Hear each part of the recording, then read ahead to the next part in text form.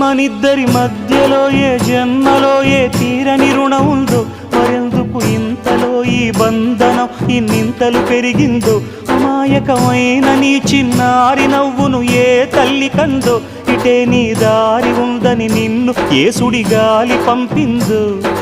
పాపం పుణ్యం దేవుడికెరుక, పేదకు దొరికిన బంగారు కణిక, పాలు వెన్నాలేవని అనక ప్రేమను తాగి పెరగవెసిలక. వలేసే పాడు లోకం కంటపడక ఉండు నాయనక, ఇలా నా గుండెలోనే గువ్వల కొలు ఉండిపోయింక. ఇటే పోస్తే ఎమున్నైనా నిలేస్తానే, మరింక ఏ కీడు నీ వంక రాలేదు.